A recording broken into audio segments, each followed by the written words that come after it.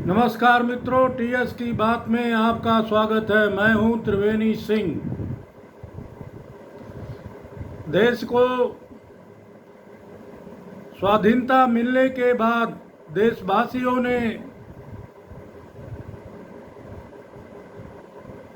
सपने में भी नहीं सोचा होगा कि हमारे जनप्रतिनिधि इतने बेईमान भ्रष्टाचारी होंगे।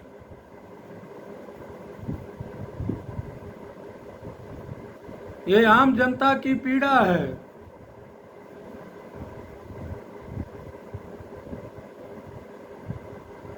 लेकिन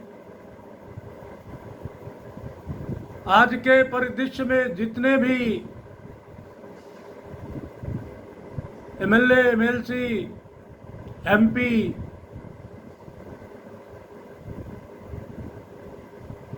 चुन करके किसी भी पार्टी से जा रहे हैं, इतने भ्रष्टाचारी हो गए हैं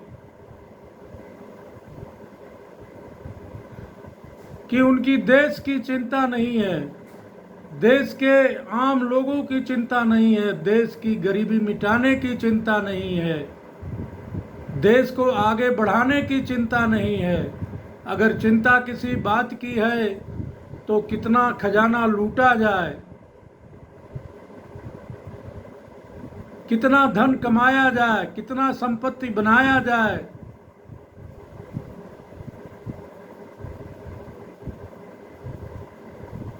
यह संपत्ति किसके लिए बनाया जाए? अपने परिवार और अपनों के लिए।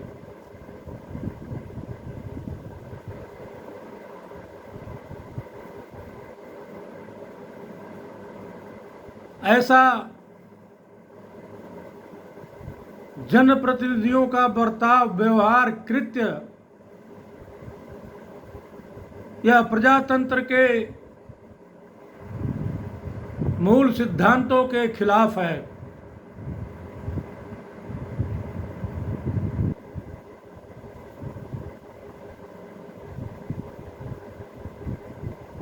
देश स्वाधीन होने के बाद सबसे अधिक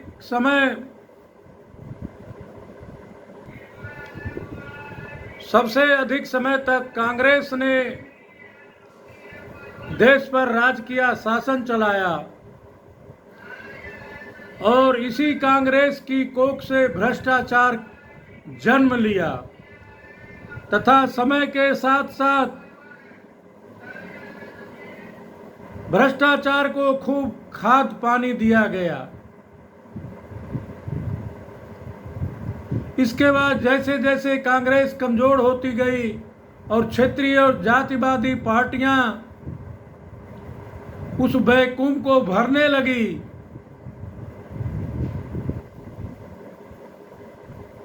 तो एक समय आया कि उनके मन में ये विचार आया, अगर कांग्रेस ऐसा कर सकती तो हम क्यों नहीं।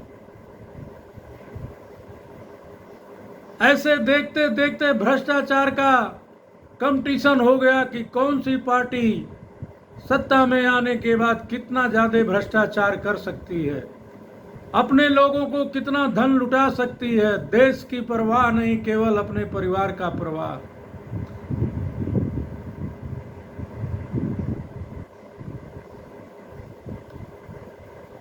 इस खेल में देश के सभी राजनीतिक दल शामिल हैं।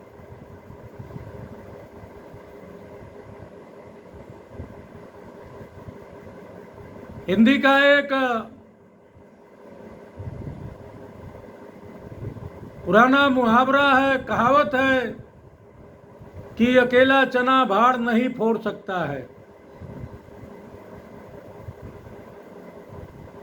लेकिन इस कहावत को माननीय मोदी जी ने असत्य साबित कर दिया। अगर आदमी के पास दृढ़ इच्छा शक्ति है तो वो कुछ भी कर सकता है।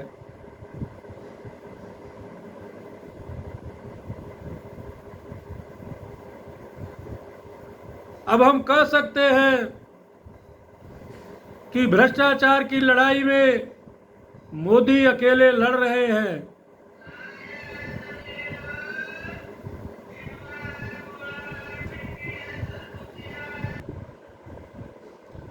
एक एक करके परता भ्रष्टाचार की परत खुल रही है। सबसे बड़ा भ्रष्टाचार गांधी परिवार ने किया है और उनके गले में कानून का फंदा आ गया है।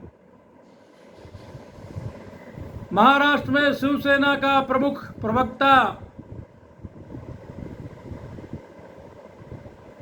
बड़बोले नेता संजय राउत भ्रष्टाचार के आरोप में जेल में है।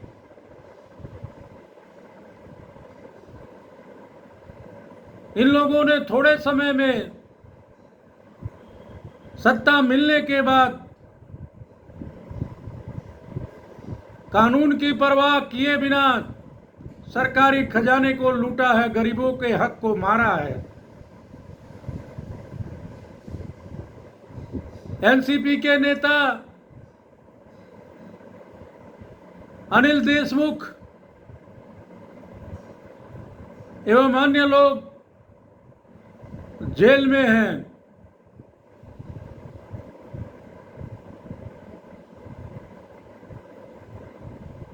महाराष्ट्र में एनसी प्रमुख शरद पवार और उनका कुनबा भ्रष्टाचार में डूबा हुआ है। जल्द ही इस परिवार को कानून के शिकंजे में होंगे। लालू ने तो भ्रष्टाचार किया है, उसकी सजा काट रहे हैं। इसके अलावा उनके बेटे तेजस्वी, राबड़ी देवी और उनकी बेटी मीसा देवी, ये लोग भी भ्रष्टाचार किए हैं। ये लोग भी जल्दी जेल की यात्रा करेंगे। पश्चिम बंगाल में ममता बनर्जी मंच से बोलते थी, मेरे से ज्यादा ईमानदार कोई नहीं है, मेरे पार्टी के ऊपर, मेरे सरकार के ऊपर कोई उंगली नहीं उठा रहा है, उठा सकता है। लेकिन ममता का कुनबा तथा उनकी पार्टी भ्रष्टाचार के चंगुल में फंस चुकी है। अरबों खरबों का माल भ्रष्टाचार हुआ है। पार्थ चटर्जी के खुलासे से बहुत सारे नेता उसके भ्रष्टाचार के जद में आ गए हैं और इस भ्रष्टाचार की आंच ममता बनर्जी तक पहुंचने वाली है। जो बंगाल से खबरें मिल रही हैं, उनके हिसाब से अगर यही हाल रहा तो ममता बनर्जी पूरा अपना कार्यकाल पूरा नहीं कर पाएंगी।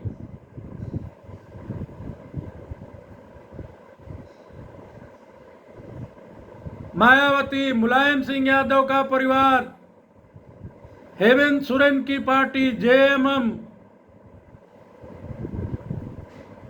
भ्रष्टाचार के घेरे में है। आंध्रा के सीएम तथा तेलंगाना के चीफ मिनिस्टर केसीआर भी जल्द ही कानून के शिकंजे में होंगे। मोदी ने प्रधानमंत्री बनने के बाद जितना बड़ा नोटों का पहाड़ निकल रहा है, देश स्वाधीन होने के बाद कभी भी इतनी नोटों की रिकवरी नहीं हुई है।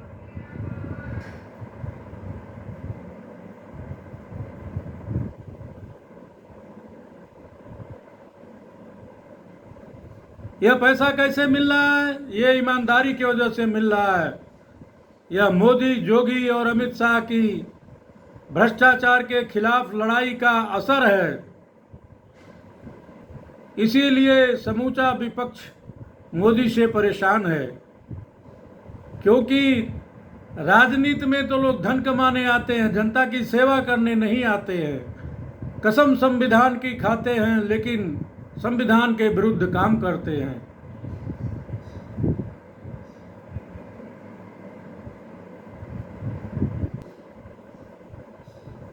क्योंकि मोदी जी जो लोग भी भ्रष्टाचार कर रहे हैं उनके भ्रष्टाचार को उजागर कर रहे हैं।